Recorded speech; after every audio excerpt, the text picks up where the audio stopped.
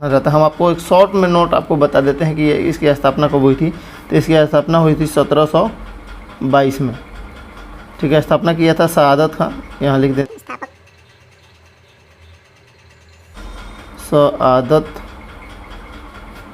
सआदत खां स्थापना किए थे। और इन्हीं को ही बोला जाता है बुरहान उल मुल्क। क्वेश्चन भी पूछ देगा कि बुरहान उल मुल्क किनका नाम है, बुरहान उल मुल्क। तो ये क्वेश्चन याद रखना जरूरी है कि बुरहान उल मुल्क सआदत खां को ही बोला जाता है। इन्होंने अपना राजधानी कहाँ बनाया था, राजधानी हम यहाँ लिख देते हैं, शॉर्टकट में लिखते हैं। पहला ये राजधानी बनाया था इन्होंने फैजाबाद। कहाँ, फैजाबाद। फैजाबाद अभी का नाम क्या है उसका, लखनऊ।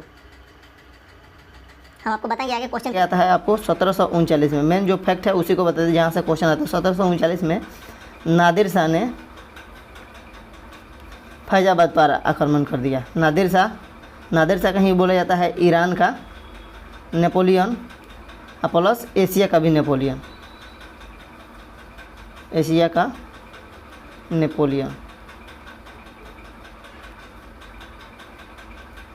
ये क्वेश्चन पूछ भी जाता है कि ईरान का नेपोलियन किसे कहा जाता है और एशिया का नेपोलियन किसे जाता है। लेकिन अगर भारत का नेपोलियन पूछा जाए तो आप कमेंट करके ज़रूर बताइएगा किसे बोला जाता है। चलिए आगे हैं। एक बार मैं बोल रहा हूँ कि इस वीडियो को देखने के बाद में आप फिर दोबारा नहीं चाहिए कोई और वीडियो देखें। 20 मिनट 25 मिनट का वीडियो देखने से बढ़िया है 10 मिनट का वीडियो देख करके इसको ख़त्म कर दिया जाए। तो वीडियो अभी हम लिख रहे हैं इसलिए 10 मिनट जा भी रहा है, लेकिन आप 5 मिनट में इसको कंप्लीट कर सकते हैं। तो चलिए, इन्होंने आक्रमण कर दिया था कहाँ, नादिर शाह को, कि मेरे पास कुछ नहीं भैया, मेरे पास क्यों आक्रमण आप कर रहे हैं, आक्रमण कर ही दिए तो कोई फ़ायदा नहीं, उससे बढ़िया आप चले जाइए दिल्ली जाइएगा तो वहाँ धन दौलत सब कुछ है, मेरे पास तो खाने के अलावा दूसरा कुछ है नहीं है। सच में फैजाबाद में कुछ नहीं था, धन दौलत के नाम पे एकदम ना के बराबर ही था। तो इसका बात मानकर नादिर शाह कहाँ आक्रमण कर दिया, दिल्ली आक्रमण कर दिया। इसके जस्ट बाद ही हम यहाँ से अब आपको लिख देते हैं इसी में दिल्ली आक्रमण। लेकिन जाने से पहले दिल्ली इसका बात मान कर उसको उकसा दिया कि आप चलिए दिल्ली। कौन उकसा दिया, सआदत खां उकसा दिया नादिर शाह को, आप चलिए दिल्ली आक्रमण किया, वो बहुत सारा धन संपत्ति मिलेगा, वहाँ मुग़ल सम्राट भी रहता था। आइए जो अवध का राज स्थापना हुआ था तो मुग़ल सम्राट से अलग होने के बाद ही उसका स्थापना हुआ था। ये क्वेश्चन भी आप अलग याद रखे रहिएगा। अवध के राजाओं को क्या बोला जाता है, नवाब। यहाँ हम लिख दे रहे हैं नवाब। ये क्वेश्चन भी आता है, अवध के राजाओं को बोला जाता था नवाब। तो ये मुग़लों से अलग होकर के अपना राज्य की स्थापना किए थे 1722 में। जब नादिर शाह ने 1739 में इन पर आक्रमण किया तो नादिर शाह को इन्होंने उकसा दिया कि आप दिल्ली आक्रमण कर दीजिए, मेरे पास कुछ नहीं रखा हुआ, धन संपत्ति मेरे पास है ही नहीं, आप ऐसे ही आक्रमण कीजिए, कुछ मिलेगा नहीं। तो ये दिल्ली पर आक्रमण जब करने का इरादा बना रहे थे तब बोले, सुन लो हम तो दिल्ली जा रहे हैं आक्रमण करने, अगर दिल्ली कुछ नहीं मिला उधर से लौटेंगे तो तुमको जिंदा छोड़ेंगे नहीं। अब इसका बात मान कर नादिर से चल गए दिल्ली आक्रमण करने। दिल्ली आक्रमण किए तो यहाँ धन संपत्ति बहुत ज़्यादा मिला। तो इनको विश्वास हो गया ये सआदत खां था, ये सच में सही बात बताया था हमको। तो जब ये दिल्ली से लौट रहे थे, लौटे जब इनसे भेंट करने के लिए फैजाबाद जब पहुँचे तो इनका खबर लग गया सआदत खां को। अब सआदत खां को लगा कि लगता है उनको फिर अब मेरे ऊपर आक्रमण करने आ रहा है। इसके डर से ही इनकी मृत्यु हो गई, सआदत खां की मृत्यु हो गई डर से ही। इनके मृत्यु के बाद में फिर इसके 2 पुत्र हुए, सफदरजंग। अब यहाँ हम इनको यहाँ से ले लेते हैं, 2 पुत्र हुए, सफदरजंग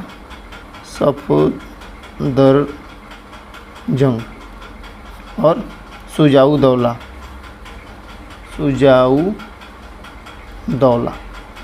ये उनके 2 पुत्र हुए। दोनों पुत्रों में युद्ध हो गया। किस चीज़ का, अब देखिए जब पिता राजा थे, जब राजा मर गए तो इन दोनों में उत्तराधिकार का युद्ध हुआ।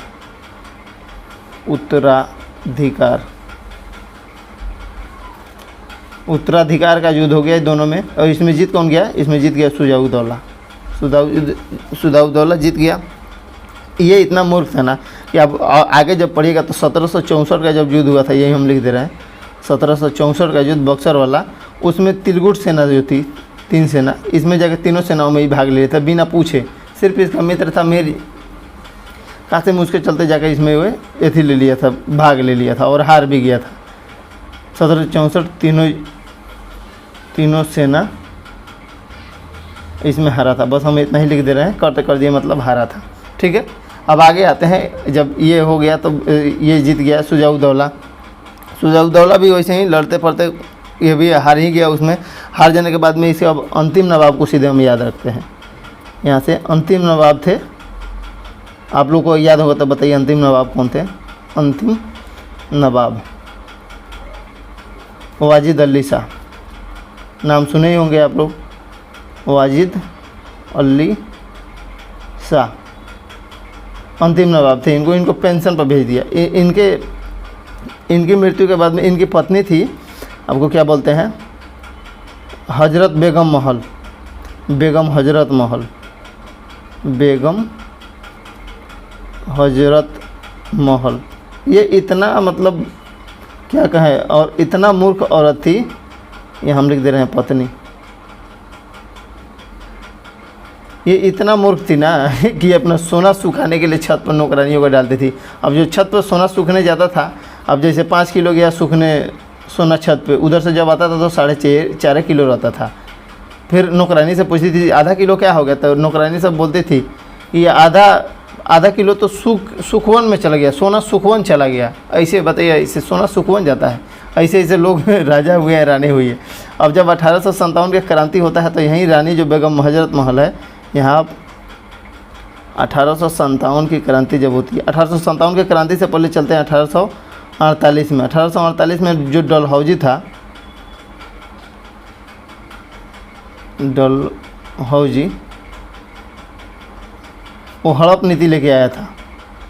हड़प नीति क्या थी कि जिस राज्य में उसका उत्तराधिकारी कोई नहीं है, मतलब उत्तराधिकारी राजा पुरुष नहीं है, अगर महिला है तो उसको ये हड़प लेता था।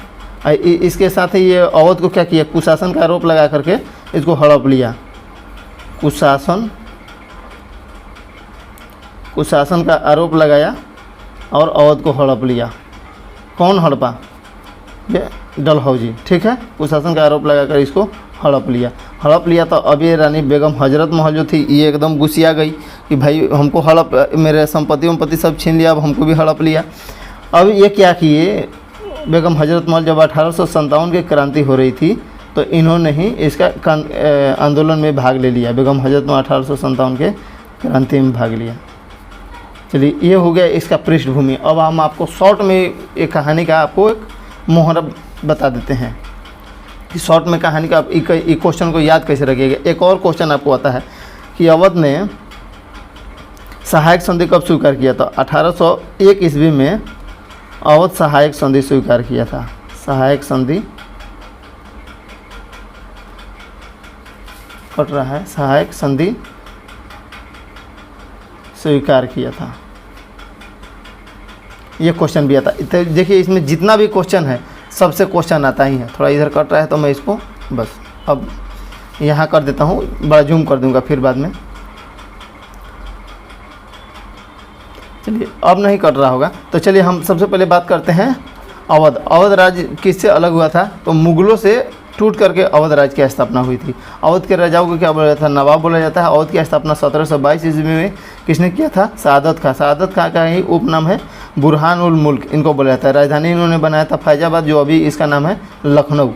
और हुआ क्या, तो 1739 ईस्वी में नादिर शाह का आक्रमण होता है फैजाबाद में। जब आक्रमण करता है तो वहाँ उनको कुछ नहीं मिलता है, तो उसकी एवज में ये सआदत खां क्या कहते हैं, अपने आप को बचाने के लिए नादिर शाह को उकसा देते हैं कि आप चलिए दिल्ली पर आक्रमण कर दीजिए, दिल्ली में बहुत ज़्यादा धन संपत्ति है। ठीक, और नादिर शाह कहीं बोला जाता है ईरान का नेपोलियन और एशिया का नेपोलियन, भारत का नेपोलियन। हम आपको क्वेश्चन में पूछें, आपको कमेंट करके ज़रूर बता देना है। अब ये जब दिल्ली जाते हैं आक्रमण करते, तो दिल्ली से धन दौलत बहुत ज़्यादा लूटते हैं, तो सोचते हैं कि चलिए हम रास्ते में चलते हुए कुछ सआदत खां को भी देते हैं। लेकिन जब वो दिल्ली से नादिर शाह लौटता है तो इसको देख करके ऐसा लगता है सआदत खां को कि अब वो हमको जान से मारने आ रहा है। इसके एवज में वो उसकी मृत्यु हो जाती है, डर के मारे ही आत्महत्या कर लेता, मर जाता है। अब जब राजा मर गए तो उत्तराधिकार अब भाई मिलेगा किसको, तो इनके 2 पुत्र थे, सफदरजंग और सुजाउद्दौला।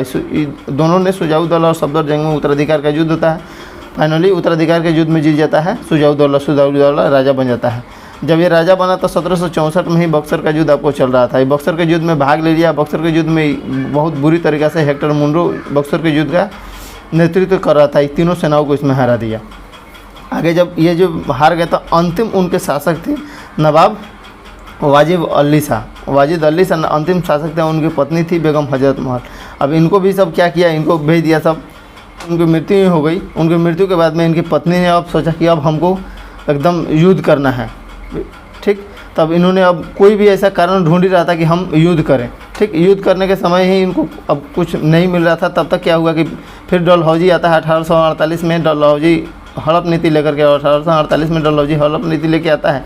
इसके आरोप में कुशासन का आरोप लगा करके अवध को हड़प लेता है। तब तक हो जाती है 1857 की क्रांति। 1857 की क्रांति में ही बेगम हजरत महल आती है और ये क्रांति करती है, क्योंकि इनका अपना साम्राज्य छीना गया था। तभी ये 1857 का क्रांति। एक और क्वेश्चन आता है 1857 के क्रांति के बाद हजरत महल कहाँ चली गई थी, तो ये नेपाल चली गई थी, नेपाल। ये क्वेश्चन भी आपको इधर कहीं लिख लेना है कि बहुत ज़्यादा ज़रूरी रहता है, ठीक है। चलिए अब हो गया 1857। और एक क्वेश्चन और आता है कि नवाब ने, अवध ने सबसे पहले सहायक संधि कब स्वीकार की थी। सहायक संधि स्वीकार की थी आपको 1801 में। इतना क्वेश्चन बनता है। आप, मैं ऐसा करते हैं कि इतना अगर आप लोग याद रखते हैं तो क्वेश्चन आपको बहुत अच्छा खासा एग्जाम में बन जाएगा। एक बार मैं आपको फिर यहाँ कर देता हूँ, जूम करके एक बार दिखा देता हूँ।